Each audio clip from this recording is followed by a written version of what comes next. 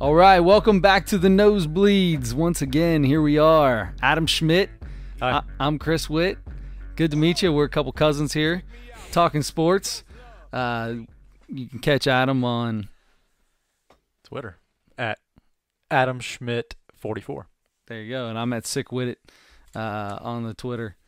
Also, you can listen to us on SoundCloud, iTunes, YouTube, or CastBox. And you can find us on Facebook. Find us on Facebook because Nosebleeds. one of the topics we have today comes from one of our Facebook friends. Shout out, Mr. STS Snodgrass. Steve, appreciate it. We're going to go over some launch angle, a little launch angle. We're going to try not to bore you with it because it can get boring real quick. So we're going to have some fun with it, though. We will. All right, that sounds good. We're going to do some NBA playoffs. We'll go over what happened just briefly, talk a little Cleveland Cavaliers, get into the Reds, and have a little bit more fun with that MLB stuff. Yes, sir. What do you think? I'm ready. All right, man. So let's get into it. So NBA playoffs, first round, completely over with. What happened? The Western Conference, all the series in the Western Conference were pretty lopsided, aside from the Utah OKC series, and that one even ended in 6 games. That was probably the biggest upset in the first round. Utah beating OKC. Yeah. They were the higher seed, or I should say the lower seed, I guess, depending on how you look at it. But anyway. No, that's a good question. That's a really good question. Okay, let's do it. Are they the higher seed or are they the lower seed? Because they were the force. Were they the 4 seed? They were the 4 seed. Okay, and OKC was the 5 seed. Was the 5 seed. So, were they was OKC the higher seed or the lower seed? Because their number was higher, yet they were a worse team, which would make them lower seeded. So how do you come up with that? What do you say when you look at that and you say, let's say it's a 1 versus an 8? Who's the higher seed? The 1. The 1's the higher seed, right? Right? But 8 is the higher number. Sure, that's what I mean. So how do you say it? So if you were looking and a guy said, hey, who's going to win this, the higher seed or the lower seed? What would you say if it was a 1-16 in the NBA in the NCAA championship tournament? You know what I really can't stand? What's that? Is that I think I go back and forth. I don't know. I want to. If it's really close, like the 7-8 or like the 8-9 game, you'll say lower seed, and you're talking about the actual lower seed. I don't know who I'm talking about. I don't know who you're talking about. All right, so I want to stick with one. All right, so let's do it right now. Actually, you know what? I got to do that right now. No, you don't have to do it right now. We're gonna do this high-low seed. Get on Facebook or on whichever, comment on whichever one of these platforms you're listening to, and tell us how you consider 1-16. We're gonna say a 1 versus 16. Use that as an example. Mm-hmm. Higher seed, lower seed. Yeah. Tell me how you say it. Who's the higher seed? Who's the lower seed? Maybe whatever answer we get most. Yeah. That's what I'll go with. That's it. We'll go with it from then on, whether you like it or not, which is going to be so great. I hope it ends up being the opposite of what you would normally do. Because you would be terrible. Oh, yeah. That would ruin you. But I would call you out I would constantly ask you that question. Every year at the tournament time, I'd just ask you, hey, good. Higher seed, lower seed. Stay on me about it. I will. Stay on me. All right. So anyway, get us back on that. So anyway, back to it. OKC. Okay. So anyway, that was so even though Utah was the 4, OKC was the 5, I think OKC was probably the you like how I danced around that? Yeah. The OKC was probably the favorite because of their roster. I mean, they added Paul George and Carmelo Anthony to Russell Westbrook this year, right? Right. Exactly. So in the beginning of the season, there were analysts on TV saying OKC was going to get the 1 seed in the West. They didn't have nearly the season that a lot of people thought. No. Carmelo Anthony had his worst season so far as a pro. It's the first time that he and Paul George were not the number 1 option on their team, so it was interesting to see. I think Paul George could do that. I don't think he seems to. Carmelo, on the other hand, obviously not his best year at all. Either the NBA, Father Time has caught up to him, or he's just didn't fit in the way he thought he would on this team. Right. Yeah. He's he's known as one of the best scorers in the league. Yep. Maybe even still if he has if he can shoot it every time. Yeah. If he could just go ISO all day long. Right. But he can't with this team. It's Russ is getting. I mean, this team does that. Yeah. This OKC team does that. All three of those guys go one-on-one. But the ball goes through. It goes through Russell Westbrook. It does. It does. It starts with him. But anyway, so Carmelo had a rough season. There's already all kinds of stuff in the media about whether they're going to buy him out. I think he has I think next year is his last year on his contract. Yep. But they may buy him out, trade him, whatever. But it doesn't seem like he's going to be back next year, no matter what. So whatever has to happen is probably going to happen because he's already said he's not coming off the bench. He does not want to come off the bench. He hates it. So I don't know if they want to start all three of those guys together. Paul George is actually probably gone anyway, but because he's a free agent. But yeah. Either way, they're out of this. Yeah. Anyway. So they're done. I just thought it was interesting to think about what OKC's gonna, because they look totally different this year, and they're probably gonna look totally different again next year. Totally different next year. And I love watching Russell Westbrook play as much as anybody else in the league. So after this, because the big talk was, where these superstars go to play to try to win a championship. So after seeing two superstars like Carmelo Anthony and Paul George go to OKC to try to play with Russell Westbrook, and it obviously didn't work. Mm-hmm. Does that make this very difficult now for Russ to ever get somebody else to come to OKC as a free agent? It probably hurts, and because he's had this stigma about his. It hurts, and because he's had this stigma about his career, about the way he plays his entire career so far. It worked for a while with he and KD. I mean, they were really good when KD was there. Right. And then Russ, for that 1 year that he was by himself last year, he snuck him into the playoffs. He was the MVP. Yeah. They didn't do a whole lot in the playoffs, but he was the MVP, and he took them on his back and got them into the playoffs. But yeah, I think it is going to be tough to get another star to come play with him, unless it's just somebody that just fits his style perfectly. It's just a great shooter, but guys that are just great 3-point shooters. That's what teams are doing. They put all those shooters around James Harden, and and they did it around LeBron a few different times. Yeah. But if it's just one of those guys, it's not going to be a superstar. Your superstars are the guys that do everything. No. So then does the whole superstars coming together start to fade away now, or no? I don't think so. I don't think so. Not even close. No. But for Russ, which is the same reason that that kind of happened with Kobe too. Like Pau Gasol was at the top of his game probably when he came over to the Lakers, but he wasn't a superstar. He wasn't. Right. But that's he was that next tier down. Right. And it it worked for a few years with Shaq, with Kobe, but then Shaq left, and nobody else, people were hesitant to play with Kobe because he was going to shoot the ball all the time. Right. And it's kind of the same deal with Russ. I would love to play with Russ. I'll go play with him right now. I know you would, because you'd be the guy who just sits in the corner and shoots. I'll pass to him, and if he wants to pass it back, I'll shoot it. If he wants me to shoot it, I'll do whatever Russ wants me to do. Okay. Yes. You're Russell. You would be Russell's little baby boy, and I'd be that for LeBron. There you go. So speaking of LeBron, let's switch gears, because we spent like 5 minutes on OKC, who's not even in the playoffs anymore. Right. Cleveland was one of 2 7-game series in that Correct. Eastern Conference in the first round. Yep. LeBron, Boston, who blew out Milwaukee there in that last game. Well, maybe not a blowout. Milwaukee made it a game at the end, but they handled that game pretty well. But LeBron, Game 6 to start this off, was the game, because that was the clutch LeBron. That poor LeBron gets absolutely no love for being clutch at all, I don't think. Early in his career, he did not. I think the last few years the old has. 3/4. LeBron gives you change for $1 and it's 3/4. He never has a fourth or something like that. Yeah. So anyway, LeBron hits the game-winning 3 at the end of regulation in Game 6, takes it over, sends it to Game 7. Here we go. What are the Cavs going to do to change the way this series has gone? They go to Tristan Kardashian. Yeah, Tristan Thompson. So Ty Lue wanted to start all the guys that had the most experience, the most playoff experience in And it Game worked. 7, which, yeah, it did work. They got off to a really hot start in that game.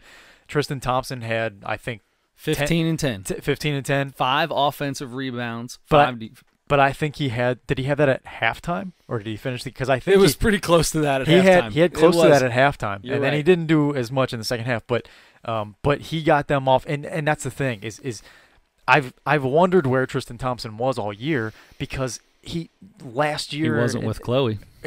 I don't know who he was with, but he's back with his love for offensive rebounding. Yes, he is. There's no doubt about that, because that first half was the Tristan Thompson show. And I loved watching Tristan Thompson play over the last several years because of that, because he is the best offensive rebounder in the game. Yeah. And he hasn't played. And I guess when he was playing, he just wasn't producing enough to warrant more time. He's playing like 5-10 minutes a game. It was right. nothing. Yeah. And it's not like they have another center that came in. They didn't acquire that's why Kevin Love. That's why I think Kevin Love has been terrible most of the year, because he's had to play the 5. Larry Nance Jr. will come in here and there, but he's still not a true 5. No, when not him even a and 4. Yeah, when him and Love are in there together, Love's got to play the 5. He's got to play the 4. Yeah. So they don't have anybody else that can be that beef inside except for Thompson, and he doesn't play. I think that's a big reason why they struggle. But a lot of these teams are going to these little lineups anyway. Yeah. So Tristan Thompson was a big spark to start the game off, and then in the second half he didn't do as much. So LeBron had to shoulder the load again. And they haven't, they've gotten contributions here and there a little bit. Kevin Love is still a good player. He's still an all-star, but he fades away. He fades away. He's been doing it his whole career, especially Sure. in Cleveland. Especially in Cleveland. He never made it to the playoffs in Minnesota. And what the scary thing is Kevin Love is still maybe the second most reliable player on that team. That's the problem. Yeah, that's the problem, because when he's not playing well, when he's not shooting the ball well, I should say, because he doesn't really do a whole lot in the post anymore. So he's going to shoot the 3 and he'll go in and get rebounds for you, but he's got 2 games less than double digits. So 7 points in game 6, and he had 5 points in game 4. Yeah, and so that means LeBron has to score 40 points to win a game. He's got to score 40. He's got to have 9 rebounds and 7 or 8 assists and 2 blocks and 3 steals. And I mean, he has to do everything, and that's the thing. So he did that for 7 games to barely eke out a series win against the Indiana Pacers. Now, whose biggest star is Victor Oladipo, and right. Their second best player is Lance Stevenson. So now you're playing against. Okay, I don't like the guy at all. Anyway, that's just telling you how bad the team is what I'm saying. Yeah, right. I gotcha. Right. So now here's the question. So now the Cavs go on to play the Raptors, who are the number 1 seed, the highest or lowest seed in the East, right? The number 1 seed. The number 1 seed. They're the number 1 seed. That's who they play now. LeBron's coming off 7 games of having to score 40, 45 to win these games. Right. He said after that game 7, he's exhausted. He needs some rest. Yeah, he said he was cramping up. He had leg cramps, which you could never tell by his 45, 9 rebounds, 7 assists in that game 7. But yeah. So now you're coming up against a really, really good Raptors team. They are currently, and we are recording as this game's on. It's in the 4th quarter right now. They're down by 5. Okay, so we'll find out. Okay, so you'll know tomorrow when the podcast is out what the Cavs did, what LeBron did. But is he going to be able to sustain that level of play after that 7-game series against the Raptors even if he does that, are they going to beat the Raptors in the series? I think that they could beat the Raptors, but I don't know, man. To do that again, to go through the whole thing again, and then have to play either Philly or Boston. I mean, especially if they have to play Philly. Boston won game 1 the other night, but if they got to go out and play Philly, I don't think he could do it. They have too many athletic players on that team that can defend him and make him work 10 times harder than he ever had to work against Indiana. Yeah. So, no, there's always the chance against Toronto because Toronto just can't beat LeBron. So, I mean, there's that chance that that's going to happen. LeBron obviously would have to win one in Toronto, which is not going to be easy to do. So, I'm going to go ahead and say that Cleveland still wins the series just because you know that I think LeBron James can probably win the game by himself. But if he has to do what he just did and Kevin Love can't come out and drop 25 and average 25 a game, just 25 is not bad for Kevin Love. He can do that easily. Very, very capable. So, and J.R. Smith's got to step up. They need one other guy every game to have a good game. They can't have 3 guys with 12, 13, 10, and 5 behind LeBron. They're not going to win it that way. If they can get just, I don't know, somebody to score 25, 27, and then have another, 2-15 guys, yes, they can do it. But it's going to be tough, buddy. What do you think? Yeah, I agree. And I think, I think the same thing for LeBron as I do for Boston, that, Boston played a 7-game series too. Now they have to play Philly. They won that first game. So it may be their fatigue may not be felt in the first game or two, but once you get into game 3, 4, 5, 6, that's when that 7-game series plus these 3 or 4 or 5 or 6 more games, that's when the fatigue is really going to kick in. And I mean, we saw that with James Harden last year. He ran out of gas. And now this year you can see that he's not run out of gas because he's been able to shoulder the load a little bit to a few other guys. Anyway, real quick, Boston, no longer without Kyrie, without Gordon Hayward, getting as far as they have gotten in this playoffs and being as good as they have been. This team next year, I think this series you're watching, this Celtics 76ers series, this is going to be your Eastern Conference Finals for probably the next 3 years. I'd be really excited about that.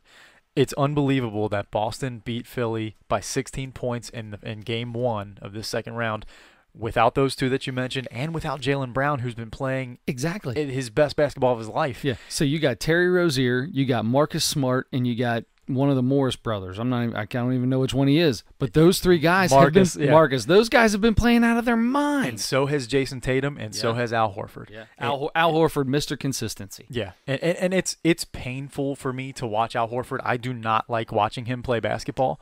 But he is, because he looks like he's a terrible basketball player, but he is a good basketball player. He's a good basketball player who looks like he's a terrible basketball player. So he's he's the Hunter Pence of the NBA. Yes, good analogy. Yeah, good analogy. Thank you. Hey, I appreciate that.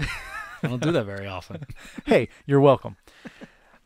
Anyway, so yeah, that's so impressive, and you got to be a little concerned if you're Philly. I don't think they are, because I still think this is going to be a really good series. But to be without those guys, Boston, and winning that first game by 16, that's so impressive. Yeah, I completely agree. I think these two teams right here, I love LeBron, and I don't think he'll be back in Cleveland next year. I was all about it there for a while. After this, I don't think he's coming back to Cleveland.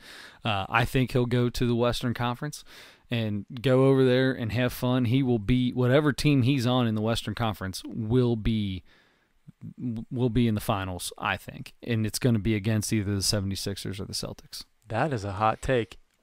So Western Conference. So can you narrow down a team? No, I can't. I have no idea what LeBron is going to do. 3 teams. The Pelicans aren't going to do anything with him. Although, how much fun would that be? Him with fun. Those, how big with all these teams going small now, to see Boogie Cousins, Anthony Davis, and LeBron James running up and down the court at the same time. Incredible. Wow, just. Wow. Yeah. I don't know. I think Minnesota would be a fun place to see him at. I think he could turn that. I'm thinking of I don't think he's going to go to a Golden State. I don't think he's going to go. Obviously, he's not going to Houston. They don't have any room for him. A team like maybe the Jazz. I don't know. I'm trying to. It's got to be a young core, because he's going to want to give some minutes up. So it's got to be a young core that he can come out there and help improve. That's already one of these playoff teams. They're going to be a playoff team. What do you think about this? if Kawhi Leonard leaves the Spurs, LeBron James to the San Antonio Spurs, he is a massive Greg Popovich fan, Yes. like I am. Yes. He and I are members of the Greg Popovich fan club. But it looks President and vice president. President and vice president. He's the vice president. So anyway, The only thing you've ever been better than LeBron James at. yeah, oh, absolutely. and being small, I'm Yes, better at than being him. small. Yes, 100%. Anyway, so that would make I would be a bigger LeBron James fan. And I'm already a LeBron James fan. I would be a bigger LeBron James fan. The if he only went to the thing Spurs. about that is LeBron James has been on some old teams, and he would be going to an old team. They're an old team, but they have a couple of guys that, and yeah, Tony Parker's at the end of his career, Manu Ginobili's at the end of his career, Pau Gasol's at the end of his career, but DeJounte Murray, LaMarcus Aldridge is in the middle, he's in the middle. He's He at could be in the his prime. highest point of his prime, maybe getting ready to come down. But look, LeBron playing for Greg Popovich, all right, he loves Greg Popovich, playing with LaMarcus Aldridge, who could benefit from playing with LeBron, Sure. who could get better, and a couple of these younger guys that they have that that are already into Pop's system, already know the importance of defense to the Spurs, ball movement. I think that would be my favorite move if LeBron leaves and he goes anywhere. I would love to see him go to San Antonio because I'm a big Spurs fan as well. All right. But that I just think it would kind of make sense. Yeah, I would love to see him with a really good guard. And the more I look at Utah, the more I think, man, how much fun would that be? Yeah. You know what I mean? To play with Donovan Mitchell? Donovan Mitchell, explosive. You can give the ball up a little bit and have some faith in a guy. That would be interesting. He's going to go over there. He'll end up in the finals. It's going to be against Celtics or Philly. Yeah. The Celtics, I'll tell you, the Celtics right now look like they could win the East this year. Isn't that crazy? With the way they're playing. Without their two best players. So right now without three of their top four players, but without Jaylen Brown's their back two for game best 2, players. but yes. Yeah. Unbelievable. All right. Enough NBA for the time being. Let's get it. Never enough. I completely agree, but we got to help out. We've had some fans say they like a little Major League Baseball right now. Yep. We're getting hot and heavy. We're a few weeks in. The Redlegs are absolutely terrible. They are officially the worst team in baseball. And it's actually close because the Royals are so close. They're almost there. The Reds are 7-22, and that's before tonight. So I'm not counting tonight because they're losing right now. And the Royals are 7-21. So the next closest is the Orioles that are 8-20. So, Look, they've got a chance to get out of the cellar. They've got a couple teams, like you just said, that are. That they are got right a there couple with them. teams that are right there with them. And But look, if they don't, hey, number 1 draft pick, right? Yeah, well, let's see one get here and what? see what the number 1 draft pick actually does for a team. Let's tank. What, brother, I think that's what's happening. Or if it's not, they don't need to try. They are unintentionally tanking. Yes. And is the draft, what was what year was the draft? Didn't Bryce Harper and Mike Trout get drafted in the same year? Weren't they 1-2? That sounds right, or close to right. Or they were the year after each other and they were both 1. I think they were 1-2. Anyway, I just don't see. You don't hear. You knew those guys were the best. They were going to be unbelievable when they got drafted. You don't hear. I mean, Hunter Green. You heard about that. I just love to see the guy. He can't get out into Double-A. No, he's doing well, but Nick Senzel would be nice to see up here. We're past that point where they can bring him up and still have an extra year of control. Mm-hmm. Bring him up. What are you hurting? What are you hurting now? You're not, the guy's not getting. If he's that good down there, then bring him up here and let him get his cracks. Mm-hmm. Yeah, I think we'll see him the next infielder probably that goes down, or maybe the next bench player or something that goes down. They've had 5 of these guys go up and down. Sure, yeah, but they were waiting, like you said, they were waiting until that It's April 14th, man. We're almost a month past it. Sure. But they just got Suarez back. Yep. They just got a couple guys back. So they send Benintendi. Was it Benintendi they sent down, or who did they send down? Benintendi plays for the Red Sox. Benintendi. That's not the guy. That's not the name I meant to say. Blandino. Sorry. Now, yeah, I got it. That's what I meant. got it. Sorry. Sorry. Yeah. You know, that weird Italian B guy. Yeah. So anyway, yeah. So now look, the Reds are still the worst team in baseball. Yes. But they won 4 of their last 8. They have won 4 of their last 8 games. They won 4 of the last 8 after starting 3-18. That's not So bad. they won 3 of their first 21, and they've won 4 of their last 8 games. Right now, what do you attribute that to? Joey Votto. Thank you. This team does what Joey Votto does. He won Player of the Week. They won a few games. The guy's hitting the cover off the ball. I can tell you one thing it's not, and that's Billy Hamilton. Do you want to know? I want you to see. Look. Before we get to Billy, I want to talk about Billy Hamilton so bad. We're going to talk about him in 1 second. Before we get to Billy Hamilton, do your thing. You just mentioned it. Joey Votto was NL Player of the Week. Yes. All right. He hit 360 on base, 543, slugging 880. All right. For the week. Obviously, that helped the Reds win a lot. Yeah. He also had home runs in 4 straight games, which were the first 4 home runs of his first 4 home runs and only 4 home runs that he has of the year, still. right? Yep. But that's the thing. So he wasn't. He had also last week 9 walks, 5 strikeouts. That basically the whole month of April, he didn't even walk. He wasn't getting on base. He didn't have any extra base. He had like 1 or 2 extra base hits. Right. He did. I mean, he got himself back to being one of the best 2 or 3 hitters, at least in the National League, maybe in baseball. In baseball. Just in that week, and he does this every year, I feel like. Yeah. He always starts off slow, and then he, in May or whatever, he starts raking. It's like a switch is flipped, and he has a bad spring, a bad April, and then he's hitting 333 over the last 7 games, and 262 for the year. So that just goes to show you. I mean, he's brought his average up to this point. So I mean, this team 100% goes where Joey Votto goes. When Joey Votto's hitting, the team's going to win. When Joey Votto's not, this entire team is down on themselves and they look down. And right now, this bullpen is not pitching well at all either. Yeah. The pitching in general is not pitching well. It's gotten worse. We thought this would be the worst part of the team. It started off okay, and they are the worst part of the team. Yeah, Tyler Mahle's been really the one guy that's holding on. His last couple starts are pretty good, and he had a no-hitter, I think, going through 6 or 7, 2 starts ago, I want to say, but. Our best starting pitcher's ERA, 4.19. Yeah. It's not very good. Is that Bailey or Mahle? It's Bailey. Yeah. Mahle's 4.32. Okay.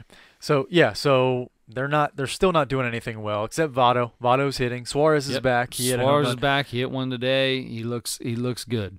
Yeah. So I think we talked about earlier, the last couple of weeks, saying the Reds aren't going to be this bad the entire year, and I think this is a little more kind of progression to the mean, I guess. This is more what I think I expect. They're not going to play 500 ball the rest of the year, but they're not going to play 100 ball. They're not going to win 3 out of every 21 games. Right. So I think they're getting back to where I think they'll mostly be. They'll still be one of the worst teams all year in baseball. That's just the way it's going to be. It's going to be hard to watch most nights. But you're still going to get Joey Votto. He's going to hit the ball, and he's going to do really fun interviews because he's underrated. Underrated funny. Underrated funny. He's underrated funny. He's got. I suggest everybody go back 2 years ago. They did a interview on MLB. What's the show with Intentional Talk? Intentional Talk. Oh my gosh! When he dressed up as a bounty or a Mountie from Canada. Oh my gosh, that was the greatest interview I've ever seen in my entire life. That was good. And you didn't even the way, if you were just listening to it, you had no idea he was in something silly. But watching it, he did such a great job. He does funny. He likes to mess with Jim Day too in the interviews after the games, and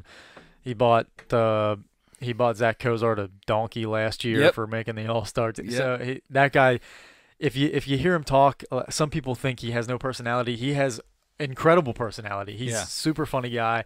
He loves having fun. He's really serious about hitting and really serious about winning.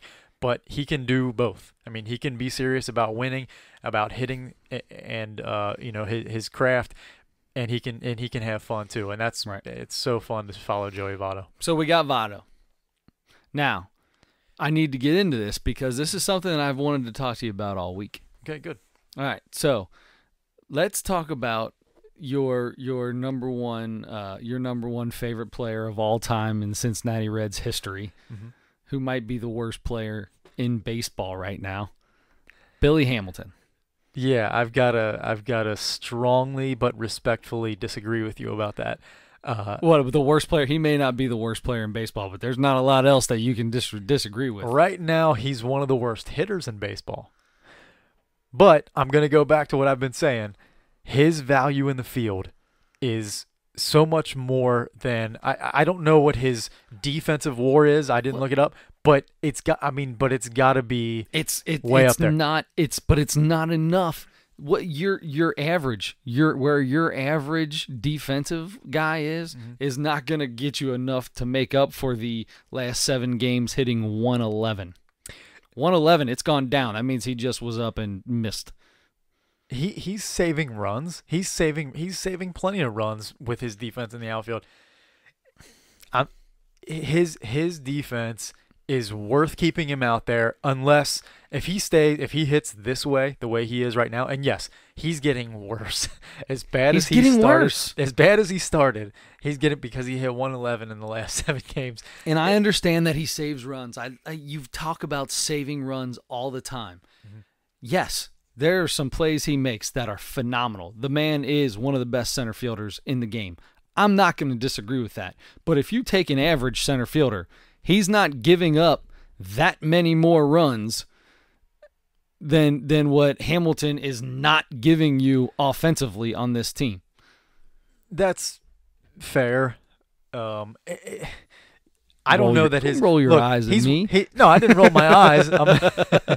I'm concentrating Deep on thought. how I can dig myself out of this hole. Hamilton. Look, he like the team.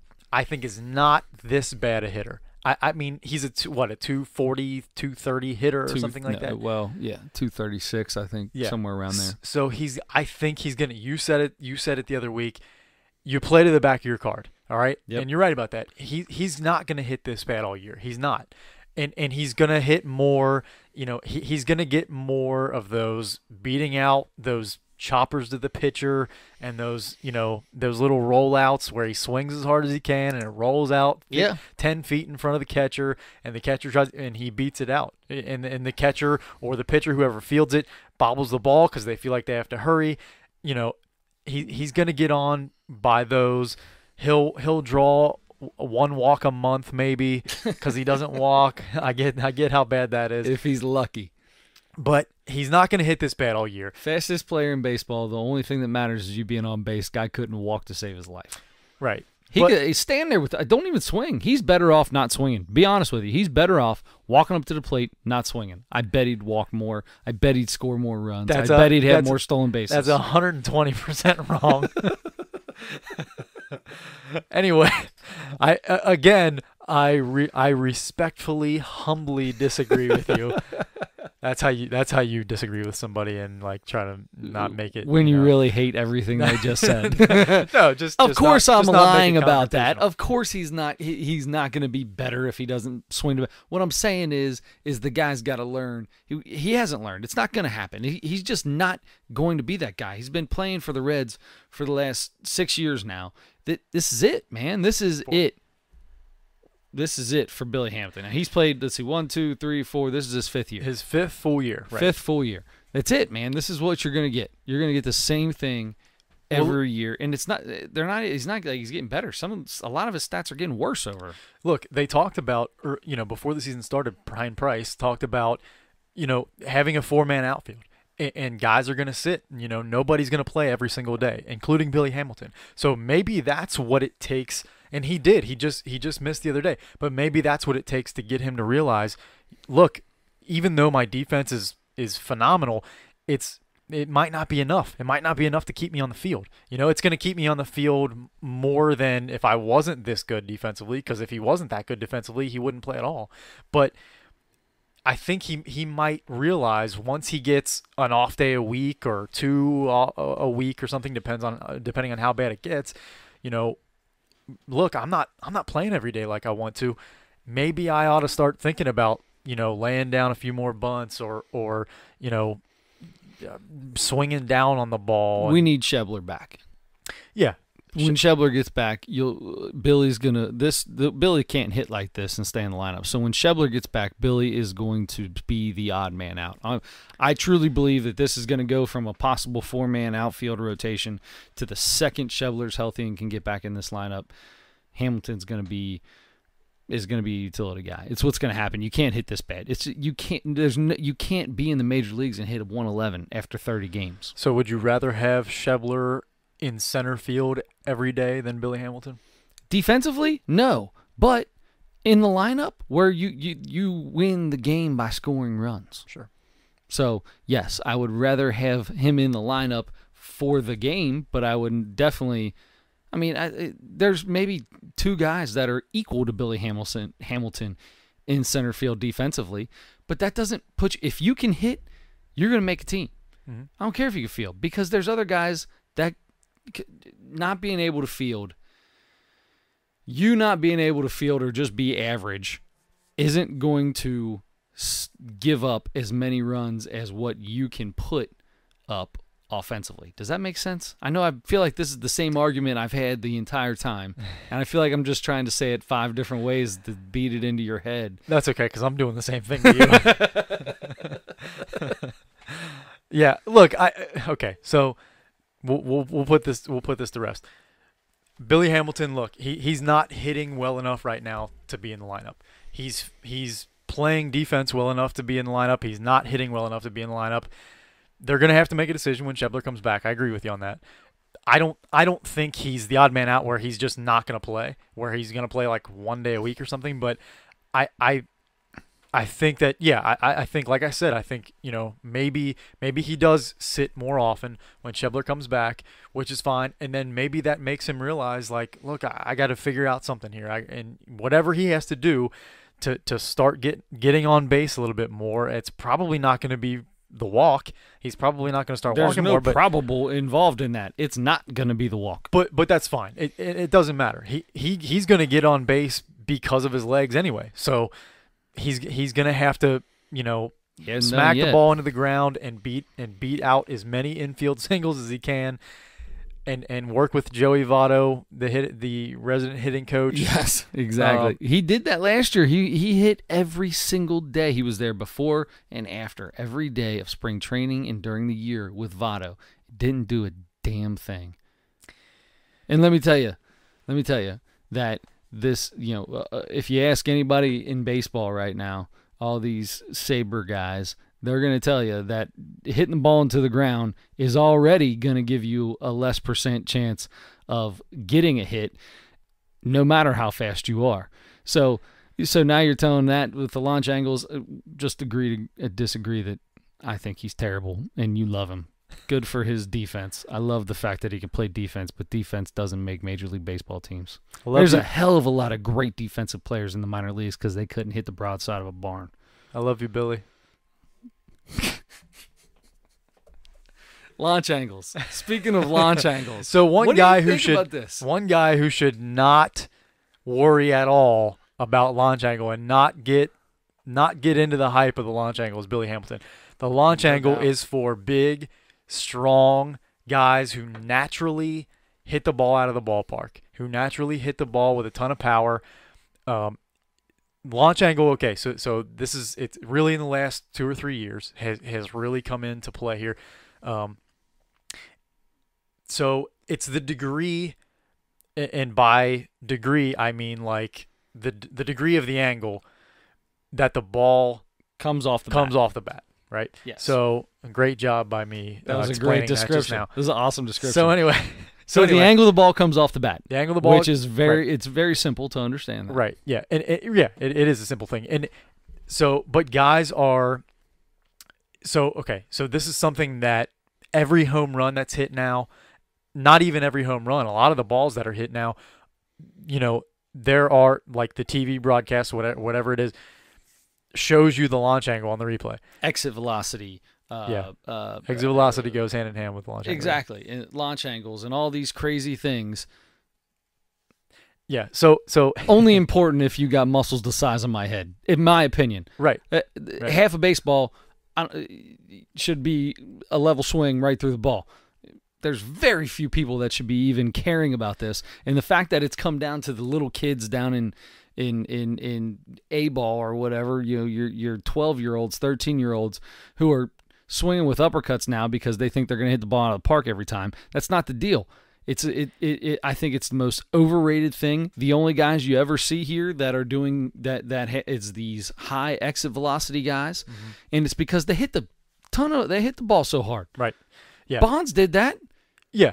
Yeah. Because he was a massive guy. Yeah. He was a monster. He became a massive guy. Yeah. So right. So everybody on this list are all monsters. Exit velocity, highest exit velocity this year. Aaron Judge, Giancarlo Stanton, Hanley Ramirez, Giancarlo Stanton, Marcelo Ozuna, Kyle Schwarber. I mean, it's nothing but big people all the way down the list. Yep. So yeah. So if you're not one of those guys, number one, be willing to admit it. Okay. Yes. Please admit it. You don't need to spend. Billy Hamilton, stop popping the ball up. Billy Hamilton, stop popping the ball up. Keep catching those balls in center. D Gordon has won a National League batting champion, and he's got a negative launch angle. So it doesn't matter. It's who you are.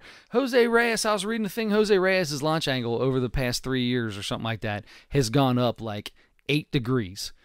And he's become an incredibly horrible player over the last 3 years. Yeah, right. So because guys fall in love with a home run, which is the exciting play in baseball. But it doesn't necessarily win games. I mean, yes, that you immediately score runs when you hit a home run, but these guys are changing their swings. That's the thing. They're changing their swings. So along with more home runs, you're also getting more strikeouts. You're also getting less ground ball outs, more fly ball outs. You're popping up to the infield or flying out to the outfield way more often, because the difference between hitting a home run and popping out to the shortstop is like a millimeter on the baseball. I mean, really, these guys are changing their swings and trying to specifically hit under the ball. Yeah. But you have to hit the right spot under the ball. Hank Aaron. And how are you going to do that when the ball's coming in at 95 miles an hour with movement? You're not going to hit the spot you want with an uppercut swing. The only guy that worked for was Ken Griffey Jr. He had an uppercut swing. I completely agree with you, 100%. I didn't know before we talked about getting into this because of the topic that came up on Facebook, but I thought that we might be opposite of each other in this, but we're not. I completely agree with you, and I don't think that, but at the same time, I don't think the launch angle deal or guys changing their swing with that launch angle is the reason why there's that many more strikeouts. I believe that's because these pitchers are more powerful. I think that pitching is better overall in Major League Baseball, and I think that these same metrics that they use for hitting, the spin rate for pitchers and things like that, I think that is a good thing. I think those are real tangibles to look at, because those are giving you better ideas about how good a pitcher is. And I think that that's a big reason why there's more strikeouts. That and that people are trying to hit home runs. They're not just coming up there. It used to be in baseball, when we grew up in baseball, you learned about situational hitting. Second and third, less than 2 outs, you are going to right field. Whether you're either going to pull it if you're a left-hander, you're going the other way as a right-hander. Early in the count, you're waiting for a pitch, middle out, so you can go out over there, or you get, as you get back into count, you try to go inside out. You have to. That's what you do, though. You have to get the ball over on the right side. Nobody cares about that anymore. Second, third, no outs. I want to see how far I can hit it. You know what? Ball popped up in the outfield, scores you a run right there. push it over on the ground to the right side, hit a ground ball to the second baseman, get you a run right there. That is what we're missing, and I think that has a big part of that's a big part of the strikeouts in baseball right now, because guys are just swinging as hard as they can instead of making contact. Yeah, I agree with you. I think it's a combination of pitchers being really good and this kind of thing. This, guys getting probably too deep into their own head about what stats, what advanced stats make them a better player.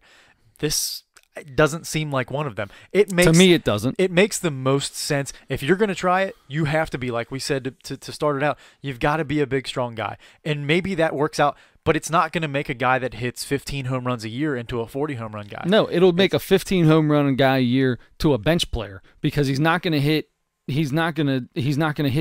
but 3 home runs more, but his batting average is going to drop 40 points. Exactly. So he's going to turn into a bench player. His batting average is going to go from 260 to 220, and that's going to get you on the bench unless you're the red center fielder and you bat 111 and you're still starting in center field. I don't think I have anything now. I don't know. I don't know. So launch angle look to me is another mini era, another kind of fad thing, that comes up every couple of years in baseball, where it's the next big thing that some mathematician or physics guru came up with, that, looking at, launch angle, exit velocity, whatever, even when like sabermetrics kind of started coming up, and like the walk was like the most important thing you could do. Guys like got into and that's people got into Joey Votto a lot in the last few years about that, like saying that he was way too worried about walking, so he wasn't in situations where he maybe could have driven in runs. Not situationally hitting. Right. He was not doing. He was so enamored with being on base every single game, every at bat, that he didn't think about, in sometimes, what was best for the team. And in his head, maybe he thought it was best for the team for him to be on. But when it's second, third, or third, no outs, and he's walking, not even swinging the bat on pitches that aren't bad, that are just missing, buddy, you got to get up there in that first one. We need runs right now. We need runs. Yeah, and something like that isn't as bad for the team as something like this, where you're changing your swing, you're trying to uppercut the ball, get underneath the ball in a very specific spot on the ball, to try to hit more home runs, to try to produce runs, fine, but you're making more outs because of that. Where, Votto, if a guy's on second and third with no outs and he walks, he's not hurting the team at all. Some people might argue that he's hurting the team because he didn't drive in runs, but making contact doesn't guarantee that you drive in a run, right? It doesn't guarantee it, but you're not driving in a run when the bases aren't loaded and you're walking. Sure. But now you have bases loaded, no outs, and now it's the next guy's responsibility to do something. Now he's much more likely, because everybody has to go somewhere. Everybody's got to advance. Sure. So anyway. I agree with you that it's not as bad of a thing for baseball, but it is that next fad that maybe isn't that important. Yeah, launch angle. Yeah, no, walking, being enamored with walks, when in a situation that you could drive somebody in, is not as bad as this launch angle thing. That's it. That's what I'm agreeing with you. I agree with you 100% on that. Yeah. But I do believe that some of these advanced metrics that you see, this average pitch velocity, the spin rate, and things like that, I think those are important for pitchers. And I think that those are the reasons why you see, maybe not the whole reason, but it's a big part of the reason why you see this strikeout. So is baseball more exciting now than it was in the past because you're getting strikeouts? If you're watching the game, you're either watching the team on the field or you're watching the team up to bat, and the two best things you want in those situations is a home run or a strikeout. So is baseball more exciting now, or is it less exciting because of this? I think it's less exciting because I like to watch a manufactured run. I love it personally. In my mind, I think kids growing up, hey. Chicks dig the long ball. Yeah, but I love a dominant performance by a pitcher. I love a strikeout because and I love a strikeout because I love 10 strikeouts from a pitcher, or 12, 8 strikeouts, because they're dominating. I want to see those because they're so good, not because the hitters are worse or they're changing their changing their approach to try to hit more home runs, making them a worse hitter. I want it to be because pitchers are so much better. Right. So real quick break in this. Cavs, Raptors overtime. Oh my goodness. LeBron missed game-winning jumper at the end of regulation. Oh, man. I got Mr. Clutch. I got a text as we were talking from Joe, from my brother, just that said what question mark exclamation point. So it was killing me the whole time we were talking, not knowing what he was talking about. There you go. It had to have something to do with that. I'm putting my phone away. It was to do with that because he told me earlier he was watching it. Oh, okay, there you go. Oh man, that's good. All right, so I think we agree on that. Well, I don't know that we agree on if it's more exciting or not, or less exciting. I don't think that it's more exciting. I think you're losing a lot of old baseball fans, but you're gaining a lot of new baseball fans, which, to be completely honest with you, is probably a good thing for baseball in general because they don't have that younger fan. So if that younger fan is intrigued by the home run and that's what's going to bring them in, then good for baseball. I love baseball no matter what. I'll always love baseball. I love every situation. I love the shifts. I love watching, every time a different batter comes up or pitch to pitch, looking out in the field and seeing your center fielder take 5 steps to the right, 10 steps to the left, come in 5 steps. I love seeing that, the talk between the infielders, things like that. Every situation, there's something going on throughout the game all the time. If you're not looking for it, you're not going to see it, and it's going to seem dull. Yep. But there's so much to it. I'm going to love it no matter what. That's just what I think. Yeah, I'm with you. Yeah, I'm not just like in basketball, the crossover where you make somebody fall, the dunk on somebody, those have been so blown out of proportion. It's crazy because there's so much more to basketball than that, and there are way more exciting plays to me. I would much rather see a beautiful bounce pass to a guy cutting back door. I was just gonna say a beautiful backdoor cut. Than a guy dunking on somebody, because that's gonna happen all the time. But and that's what I mean. Like this in the same way. Home runs. Okay, for my team, sure, I'm happy every time the Reds hit a home run. I want them to hit a home run in every at bat. But everybody else, if I'm watching a game where I don't really have a dog in the fight, I don't care about home runs. I mean, I would rather see a 1-0, 2-1, 3-2 game, that's exciting, that comes down, the team that's down 2-1 is in the 9th inning and they've got a couple guys on and the closer's in and it's a battle between, Craig Kimbrell and Joey Votto, or you know what I mean? Yeah. I like that much more so. And Votto doesn't need to. I would much rather see, it doesn't matter to me. If Votto gets a base hit and scores 2 and they win that way, that's almost really more exciting to me because you might have a play at the plate too or something like that than if he hits a home run and it's done. I don't need the home run. It's still exciting, but it's super exciting and it changes games because it's instant runs. Right. But it's not, I don't know. It's just not worth overhyping for fans and for players that want to subscribe to this launch angle and exit velocity. Like, this is like just, trying to swing harder and swing up is going to change their career and make them a 40 home run hitter and it's not going to do it. 10-year, $200 million contract or whatever. It's not going to do it. Not going to happen, and it just is what it is. I think that this will be something that you see. You'll probably still see it because it's going to be one of those stats like a home run where it's like, wow, look what these big guys can do. Mm-hmm. But I don't think it's going to become such a part where people are changing themselves at 15 years old to try to get there. So, yeah. All right. Well, hey, we've been doing this for a while now, and I want to thank real quick before we get anywhere else, go any further. I want to make sure we thank Uncle Jimmy, Mr. Jim Root from Westwood One, came over, helped us set up some of our Equipment. equipment. Thank you. I don't even know what it's all called. That's how bad it is. But he helped us set it up down here in Studio A/the Dungeon. We really appreciate that. Had a great weekend. He came in from California to see us here in Cincinnati. And his son, Tyler, our cousin, also has a podcast, who we somewhat stole the type of name that we're called because we're the Nosebleeds and he's the Cheap Seats, UCLA Radio. UCLAradio.com every Wednesday, 8 o'clock Eastern Time, 5 o'clock Pacific Time. Tyler Roop. Excellent sports talk show, just like this one, only a lot better. So please listen to ours. Please listen to his. You will, if you like ours or you hate, no matter how you feel about ours, you're gonna love his. Yes. So listen to his. Thank you. I want to echo that.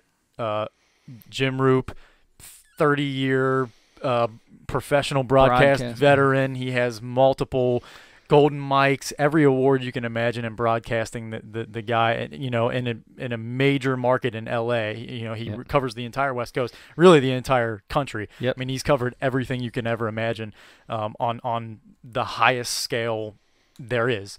So he's been in radio forever, and he came here into this little suburb of Cincinnati to help a couple guys get their stuff right into a tiny basement office. And he actually and he seemed very interested in it, like he wanted to do it, and that means a lot to us. He was awesome. So thank you very much. Yeah. So this is we appreciate you guys listening. Please check us out on Facebook. Comment. Let us know what you think.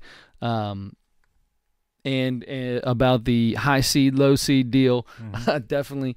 You can listen to us on YouTube, iTunes, SoundCloud, CastBox. Adam, get a hold of him at Adam Schmidt 44 on Twitter. And you can catch me at SickWitted on Twitter. And thanks a lot for coming out, guys. Don't forget to turn your lights on. Yeah. Woo! Back again.